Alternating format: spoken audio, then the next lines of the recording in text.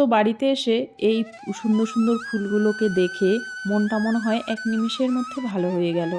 আর তোমরা লক্ষ্য করে দেখবে, যখন খুব মন খারাপ থাকে বা মনের ভিতরে খুব দুঃখ কষ্ট থাকে, তাহলে এই সুন্দর সুন্দর ফুল আর একদম ছোট বাচ্চা ওদেরকে দেখলে মনটা কিন্তু একদম ভালো হয়ে যায়। মনেই হয় না মনের মধ্যে এত দুঃখ কষ্ট আছে।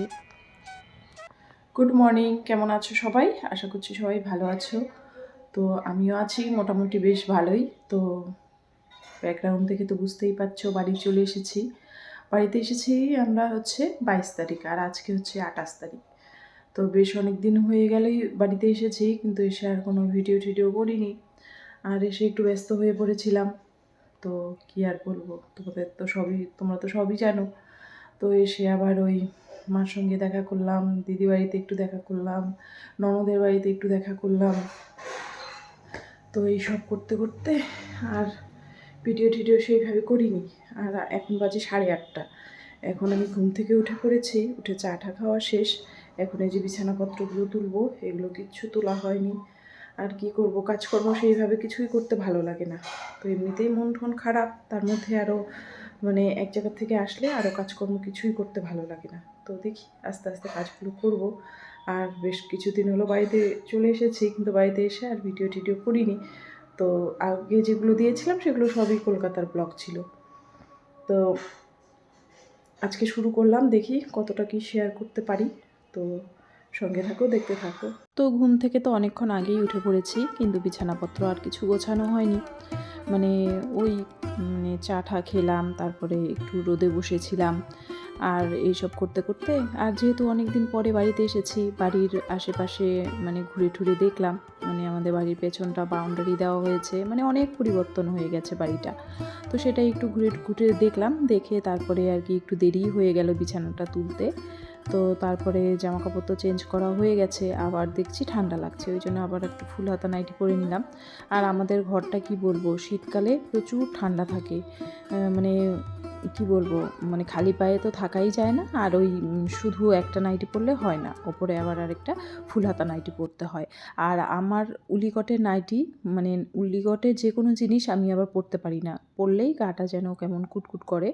তো ওই জন্য আমি সবসময় সুতির নাইটিই পরি। তো তারপরেই দেখো বিছানাপত্র তুলে জানালাটা খুলে দিলাম, খুলে দিয়ে এবার দেখি কি কি করা যায়। তো বাড়িতে এসে দেখছি মানে অনেক কিছু চেঞ্জ হয়ে গেছে। মানে আমি যে গাছ লাগিয়েছিলাম, গাছগুলোতে ফুল ফুটেছে, খুব সুন্দর সুন্দর ফুল ফুটেছে। আর হচ্ছে ফুলে একদম কী বলবো, গাছ ভরে ফুল ফুটেছে। আর একটা গাছ লাগালে যখন সেই গাছে ফুল বা ফল মানে দেয়, তখন কিন্তু খুবই আনন্দ হয়। তো আমারও তাই হচ্ছে, এসে দেখছি খুব সুন্দর ফুল ফুটে আছে। আর বাড়ির চারপাশে বাউন্ডারি ঠাউন্ডারি দেওয়া হয়ে গেছে। তো বিছানাপত্র তুলে তারপরে একটু আরাম করে জানালার পাশে বসলাম, ভাবলাম যে তোমাদের সঙ্গে একটু কথা বলি। তো লোক এসে হাজির হয়ে গেছে, মানে আমার বরের খোঁজেই এসেছে। তো ও যেহেতু বাড়িতে নেই, ও আমাকেই কথাবার্তা বলতে হলো, ওই জন্য আর কি। আর তারপরে আর ভিডিও করিনি, তারপরে সোজা চলে আসলাম রান্নাঘরে। আর এসে এই যে অনেক দিন থেকে তো আমাদের এইরকম তৈলাক্ত মাছ টাছ খাওয়া হয় না, কিন্তু বড় ছেলে এসেছে, ওই জন্য ওর বাবাকে বললাম একটু কাতলা মাছ নিয়ে আসতে।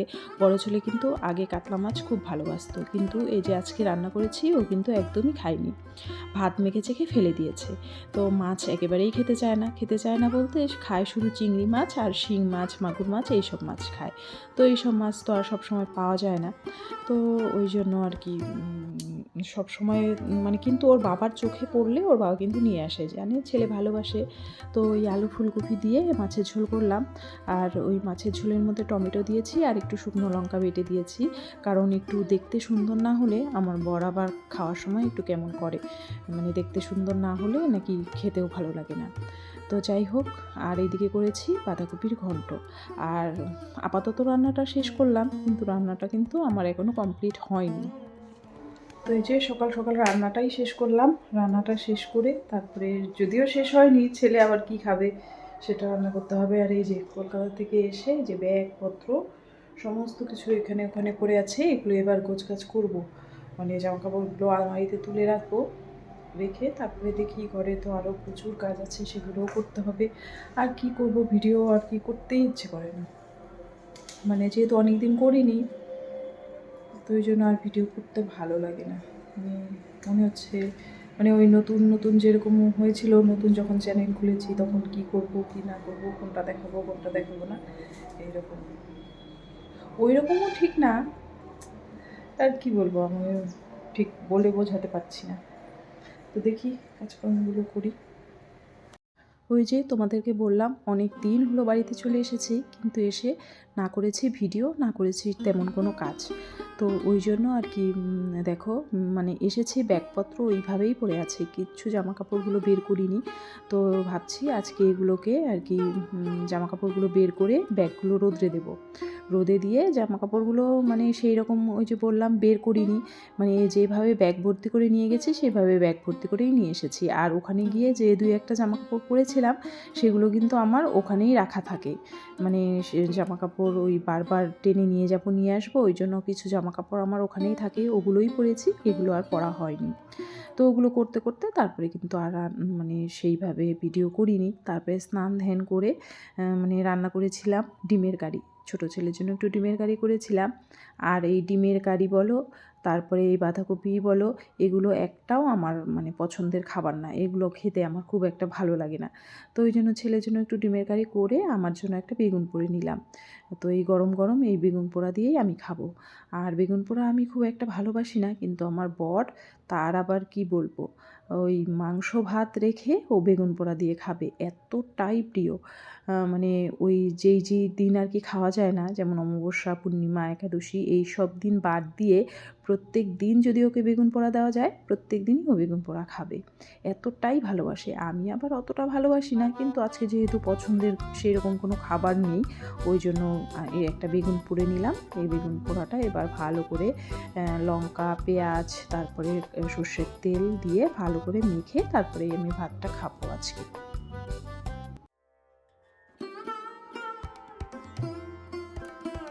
তো এই যে চলে আসলাম বাড়িতে, আর বাড়িতে সামনে প্যান্ডেলের কাজ হচ্ছে, কারণ দিদির যে কাজকর্ম সব আমাদের বাড়িতেই হবে, কাজটা শুধু ওদের বাড়িতে হবে, আর ওই লোকজন খাওয়া দাওয়া সব আমাদের বাড়িতেই হবে। ওই জন্য প্যান্ডেল বাঁধা হচ্ছে সামনে, তারপর দেখাই।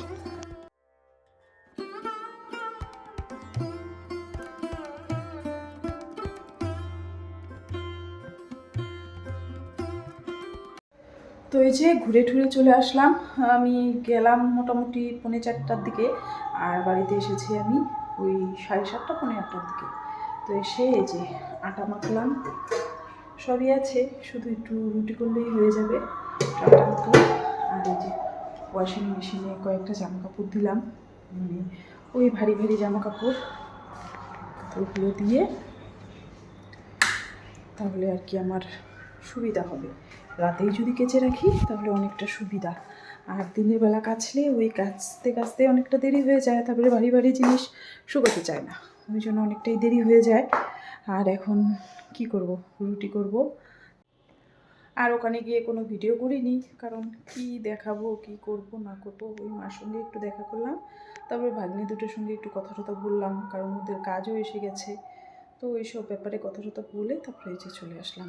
আর এখন আবার রুটি করব, রুটি করে খাওয়া দাওয়া করব। আর আজকের ভিডিওটা আমি এখানেই শেষ করছি, কালকে আবার দেখা হচ্ছে নতুন একটা ভিডিওর সঙ্গে। ততক্ষণ সবাই ভালো থেকো, সুস্থ থেকো, টাটা।